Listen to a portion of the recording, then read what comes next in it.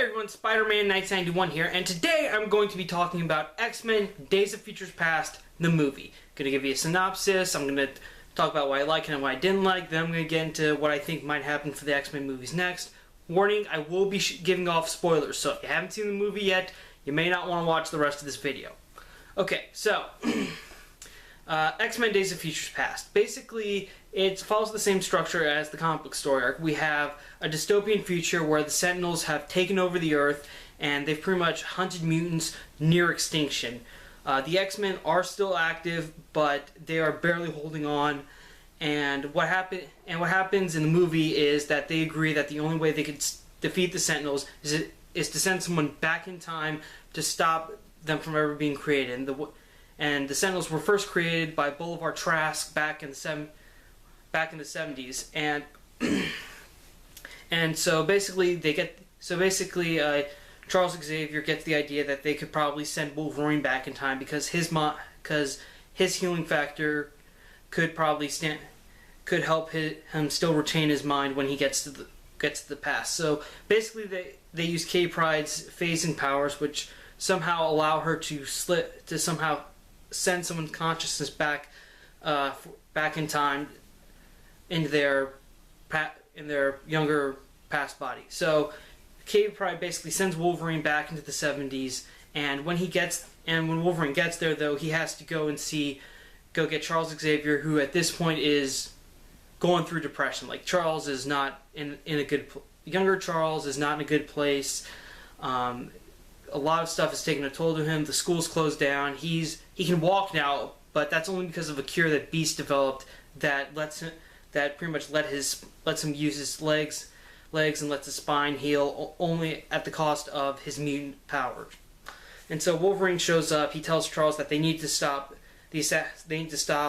Bolivar Trask from being assassinated, because that's what helped launch the Sentinel program, was Trask being assassinated by Mystique. And basically Wolverine is talking to Charles about how they need to do this, and they also may need to get help from Magneto. So Charles is reluctant at first, but Logan is able to convince him to do this.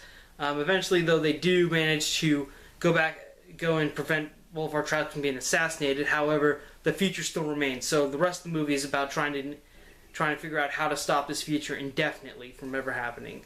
And needless to say that they are successful. Okay, so yeah, that's pretty much what happens. That's basically the plot of X-Men, is pretty much Wolverine trying to get younger Charles Xavier, younger Magneto to try to work together to stop the Sentinels. Also, while trying to sort of help younger Charles get his spirit back, because like I said, he's not in a good place. And I think that's one of the things that I did like about the movie, about how long it takes place from First Class. Because at the end of First Class, Charles was, he just lost his legs, but at the same time, he had just put together his first team of X-Men. He was about to open the Charles Xavier School for Gifted Youngsters, so I'd say he was feeling pretty good. But now, because of all the recent anti-mutant propaganda which occurred between between the end of First Class and where we are where Wolverine enters in Days of Futures Past, Charles has pretty much taken the toll. Not only was he betrayed by his friend and he lost his somewhat foster sister Mystique, but also eventually, because of the Vietnam War, a lot of students and teachers got drafted, and eventually the school fell apart, and Charles was just in a very dark place. And so he took a cure that Beast made that helps Hank McCoy sort of control his beastly side. Like, that's the reason we see Nicholas Hoult why we still see in the past Hank McCoy is in human form, is that basically he injected himself with a serum that allows him to control it, but he can still turn into Beast at will. And Charles pretty much develops the same thing for Charles, but unfortunately, because I think the serum needs to be more powerful to heal Charles' spine, that it negates his telepathy. And so that's pretty much where Wolverine enters. And so the movie's kind of like, Wolverine's trying to encourage Charles not to give up on his dream. Okay, and because of Wolverine's help, Charles does actually speak to his older self through the connection they establish with Wolverine's future body, because because Kitty Pryde needs to keep the connection.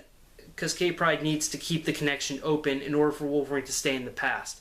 And there are a few consequences with that, though. Like when Wolverine sees a younger William Stryker, he starts to flash back to the Weapon X program and how much and all the stuff he did, and that causes very traumatic, like a near traumatic experience, kind of like what happened to Tony Stark in Iron Man 3, when like having those sort of panic attacks. And Wolverine in the future almost lost it too, and so, but he was able to get control of himself and continue his mission.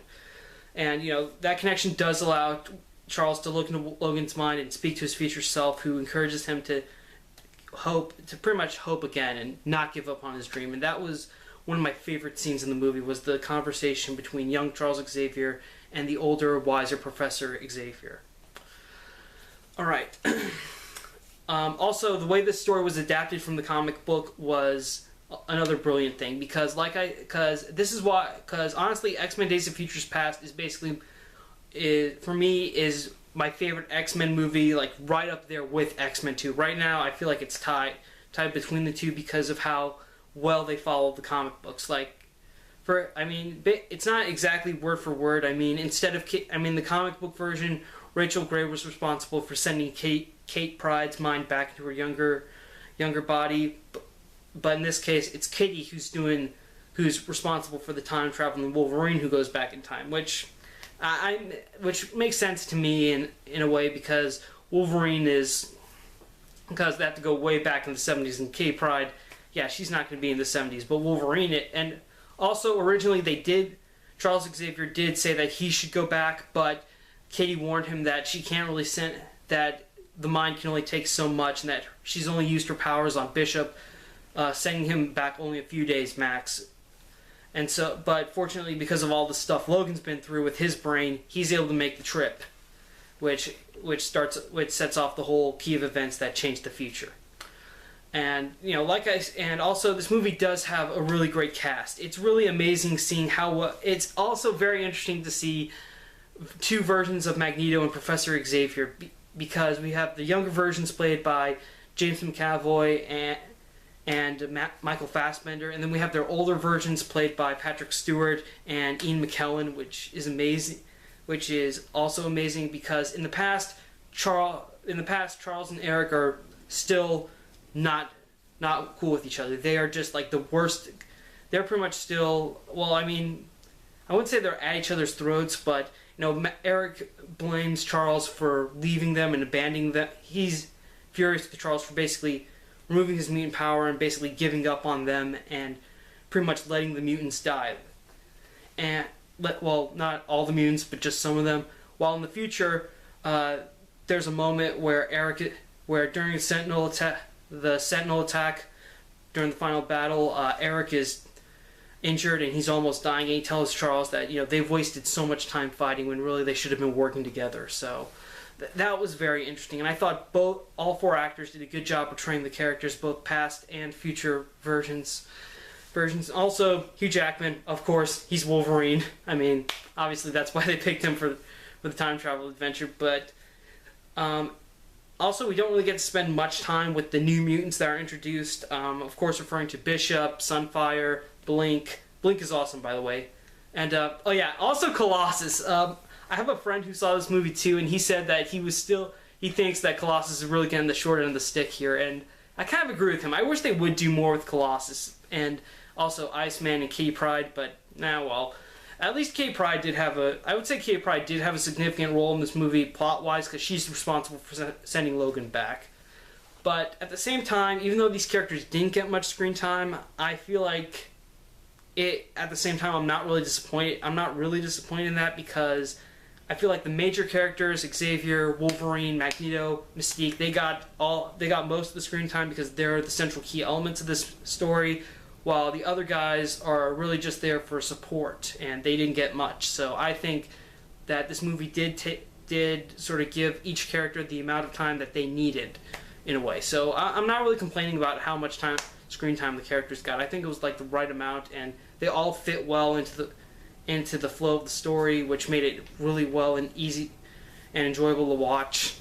And speaking of characters, Yeah, I may have said it. Yeah, like, I'm pretty sure a lot of people, I was ragging on Quicksilver when the Evan Peters Quicksilver, right when I saw the previews and stuff, back when there was back when they unveiled Quicksilver for Days of Futures Past and Quicksilver for Avengers Age of Ultron over at Marvel Studios. And yeah, I greatly underestimated Quicksilver. He had some of the best scenes in the movie.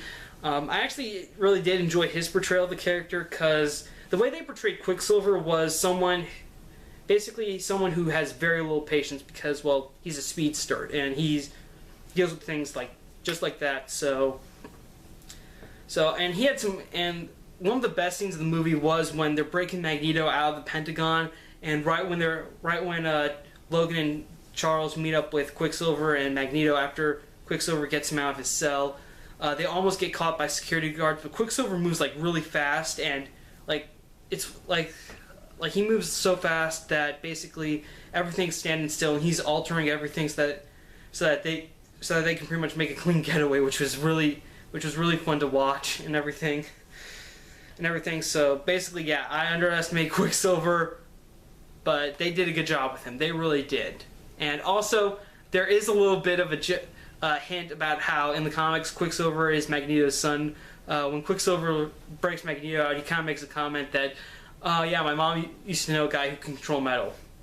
Maybe. And also, in an interview, someone asked Michael Fassbender, is Magneto Quicksilver's dad? And Michael Fassbender said yes. So, I don't know. He may have been joking, but that would have been funny if they confirmed it. Okay, but alright, well, one of the main things that I did like about this movie is because of time travel, and because, spoiler alert here, Wolverine was successful in changing the future, X-Men 3 never happened! Yeah, basically, the final scene in the movie is Wolverine waking up in his older body again, but this time he's in his bedroom in Xavier's School for the Gifted, and he wakes up, he looks around the school, he's walking around the school, he sees an older Beast who, by the way, is played by Kelsey Grammer, who portrayed Beast in X-Men 3. Yeah, after Wolverine wakes up, he's touring the school, seeing Rogue and Iceman going on a date, also Kitty Pryde and Colossus teaching a class, and right when he gets to Xavier's office, he sees Jean Grey, who is alive. And of course, when Wolverine notices Jean, Scott appears too, so Cyclops is alive. Yay! Yay! And also, so yeah, that was really nice, seeing that. And of course, you're probably asking yourself, how is it possible that they're alive? Well, Logan made a big deal. Well, right before the final battle, when they're on the plane, Logan made a big deal to Charles that no matter what he does, he has to make sure he forms the X-Men, and that he has to find Cyclops, Jean Grey, Storm, and bring them together. And also, when Charles had to meet with his future self, he did look into Wolverine's memories, and he did see flashes of Jean Grey dying. So I think maybe Charles picked up Logan's memories of the events of X-Men 2 and X-Men 3, so he could, kind of prevent Jean's death and also Scott's death and everything. So very nice. So that was very well done. I'm really glad, because that was one of the things that made me excited for X-Men Days of Futures Past, was when I think it was probably Bryan Singer who said at one of the convention panels that we're going to try to fix the mistakes of X-Men 3, and the best way they did that was to erase it, which is great, because X-Men 3 was probably the worst X-Men movie. So yeah, that was just very lovely.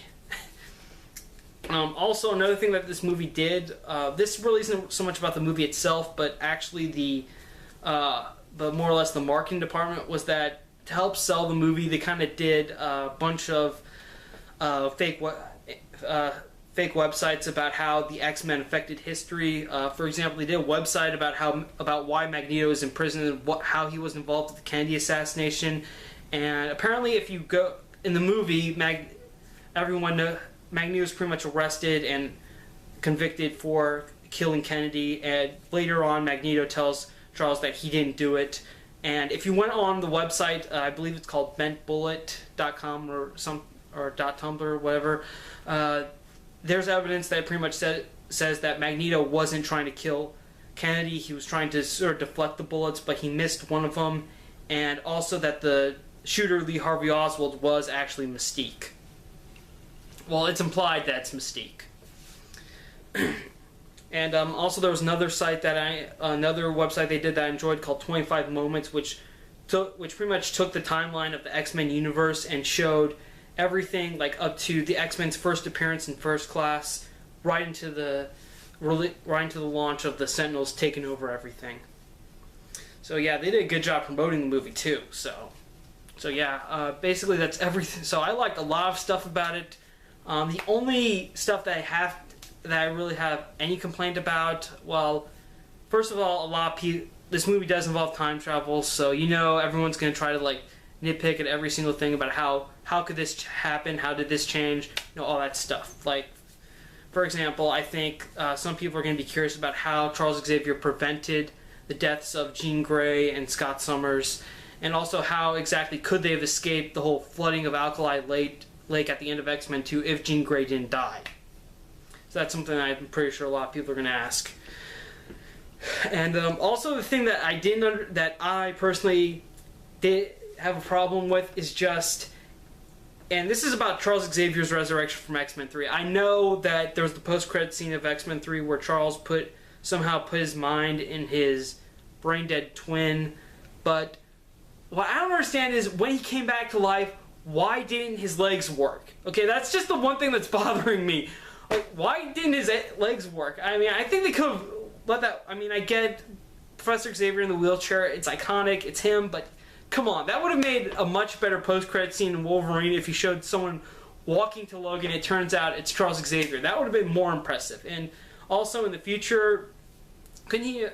And I remember in Wolverine, the X-Men 2, Charles could still... When Charles Xavier was sent into the Days of Future, he was able to walk with some sort of magic leg brace or something. And why didn't they adapt that technology in the future too and let him walk then? So that's really the only complaints. But overall, I loved X-Men Days of Futures Past. It's amazing. If you love the X-Men films but you hated X-Men 3, you should definitely see this movie because it is awesome.